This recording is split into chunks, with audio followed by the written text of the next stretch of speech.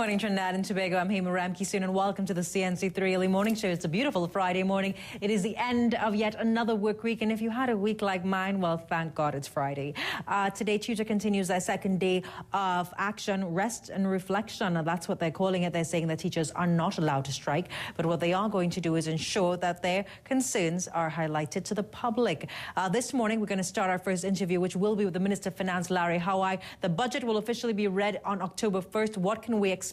There's a story in the Trinidad Guardian. The CEO of the Trinidad and Tobago Chamber of Industry and Commerce is calling for greater accountability. Expenditure remains a major concern, a revenue stream. Also, where is government going to generate additional revenue? But before we begin our first interview, we also this morning will be looking at the crisis in leadership. Yesterday, during the debate, Senator Ralph Balgobin indicated that there's a crisis of leadership in the country.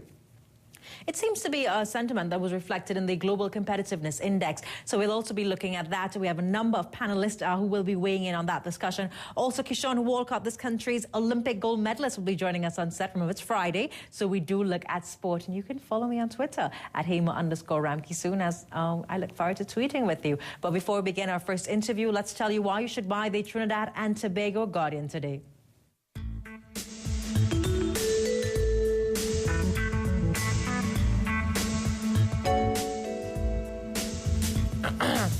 Well, if you looked at the parliamentary debate yesterday, an interesting development. Independent senators defy the government. They all stated don't repeal. They all came together and expressed that sentiment. I did have a chance to listen to Senator Helen Drayton and a few others on the independent bench. Integrity Commission wants to widen the net. Volney Cabinet out to get me. And Jack finalizing the purchase of the TNT mirror. It's not wise to repeal Section 34. Read all about it. It's a Richard Lord story. Otley selected for Champions League. Darren Ganga, Dave Mohammed, and out of TT team. And plain talk goes to Keyshawn Walcott. Before we go to our first break and before we begin our interview with Senator Larry Hawaii, let's give you something to think about while you have your morning cup of coffee.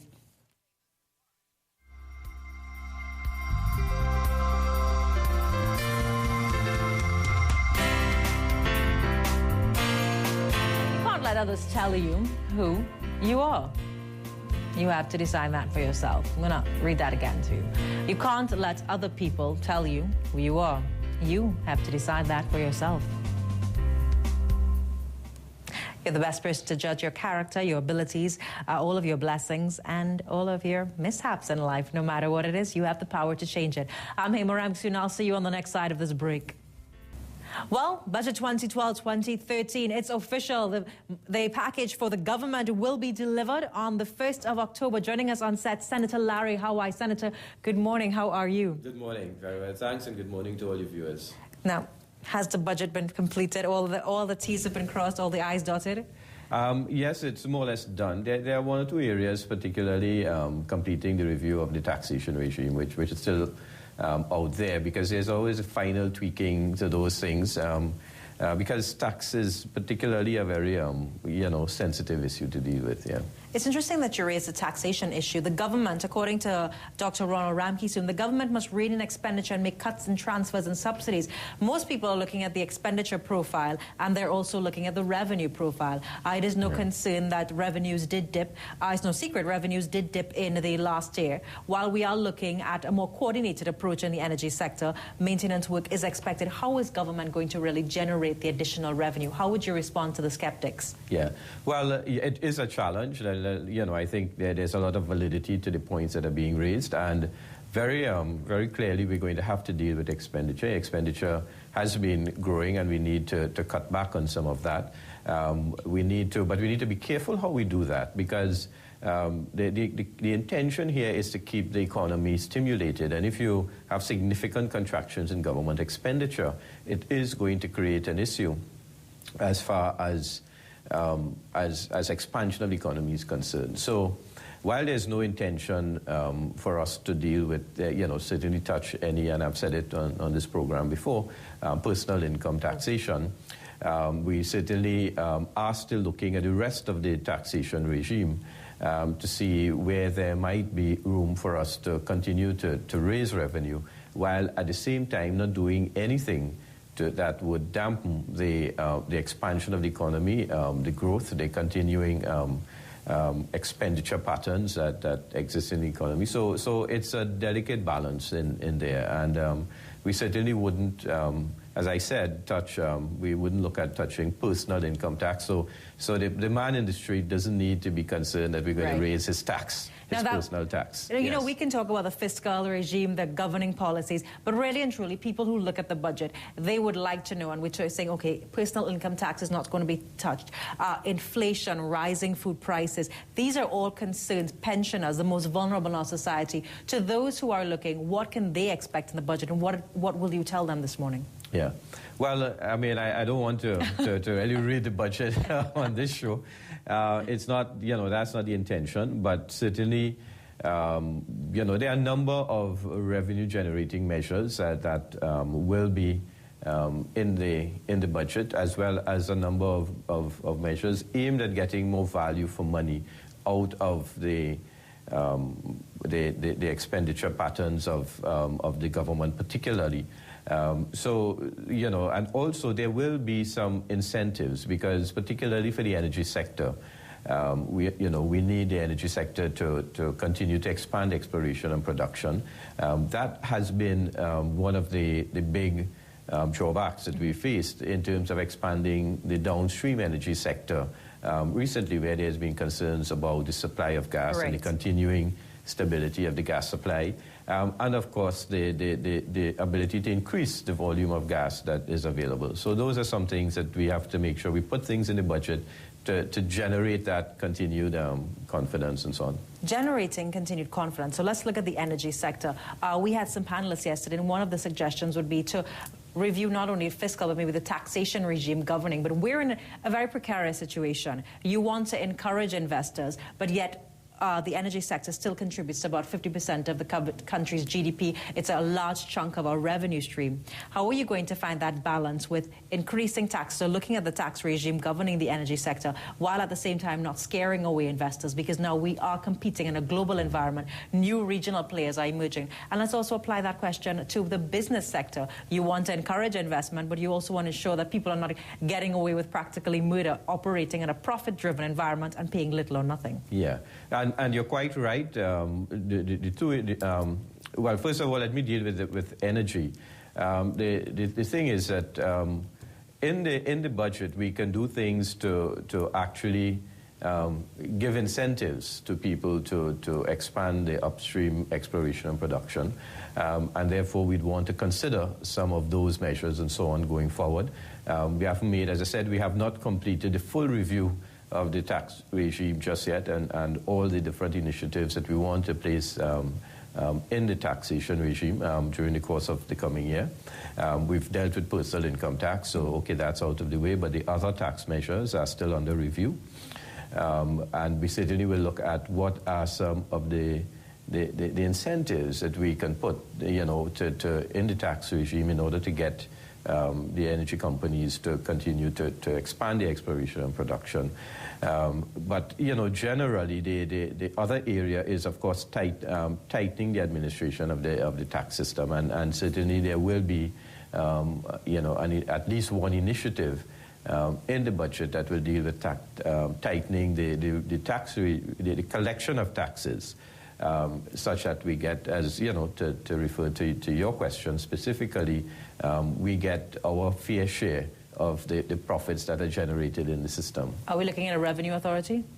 No, we're not looking at that just yet, but there are a number of initial measures that we could implement that would certainly allow us to tighten up the measures that we have in place. Dr. Ramkissoon, the government must rein in expenditure and make cuts in transfers and subsidies. Now, while it's a known fact, we cannot continue to operate a number of social programs to the extent that we have, because we're not getting an adequate return on investment. The population and the political directorate must then make hard decisions for the future of this country. We have seen the fallouts internationally when governments are forced to make hard decisions, cutting back specifically gas subsidies, cutting specific programs geared to the welfare of a nation. Is your government willing to do that? Yes, but to do it judiciously, to do it wisely. I've said from very early on that we have to look at cutting out some of the waste and inefficiency in government. And we need to put new programs in place that would help us to achieve that. Now, the good thing with Trinidad is we do have a bit of fiscal space. Now, I don't want that to be interpreted to mean that what I'm saying is that means we could spend money unwisely. What I'm saying is we have to deal with waste and inefficiency, but we do have to set in place, certain KPIs, if you want to call it that, for achieving our targets in these particular areas. I think that it's important for us to certainly, whatever we're doing, do it in a way that we study it carefully first. We understand what are the key measures that we need to put in place, and then we work towards achieving that. Now, one of the key things is that we, in going forward, we've started a full process of reviewing a number of critical social programs, and so that in this budget we may not necessarily simply roll out the initiatives. We probably take some time to put those in place, but we certainly give fair warning that we're going to do that. One other point I should make in connection with that is that Trinidad has a little bit more fiscal space. So what we intend to do is to wean the population off of the number of programs for transfers and subsidies that we have on a gradual basis, as opposed to just pulling it out in one shot, which will have serious dislocation effects on the economy. Before I go into the KPIs and the cost-benefit analysis, foreign exchange, the stability of our currency, we are hinged to the stability of the US dollar. A lot of interesting developments on the international market. For years, people have been arguing whether we should start linking our dollar to a basket of currencies, one. And two, rumors of shortages, long queues, limited amounts of foreign exchange. What's happening in the foreign exchange market in Trinidad? Yeah, well, regarding the basket of currency and how we link the US dollar, I think that will take some time before we could migrate to that. The US dollar remains a major currency in the world today, and it will continue to do so for some time to come. The Japanese economy has been having its own challenges. The euro has been having its own challenges. So to create, a few years ago, there was the thought that perhaps we could create against a basket of currencies using the euro, right, the Japanese yen, the US dollar, and so on. Of course, the factors or the circumstances of the world economy has changed significantly since then. I mean, there are other measures that one could use. But I don't want to go into all those technicalities here in the media, except to say that at this stage, no, as far as I'm aware, there aren't any plans for us to move away from that. But a big part of that decision is really with the central bank, with the governor of the central bank and the board of the central bank. So they're the ones that are closer to that than we are. As far as foreign exchange market is concerned, what I would want to say is that my last look at the numbers, we had $9.8 billion in foreign exchange reserves, that's US dollars. And our expectation is that should increase to a little over $10 billion by the end of this year. So, which sends us up from about 12 to maybe about 13 months of import cover. So, from the point of view of having the reserves, right, there's no issue about us having reserves and being able to meet the demands in the market. But there's some level of management which the business community seem not too pleased about. What would you tell them this morning? Yeah, well, I understand the concern because sometimes it gets tight.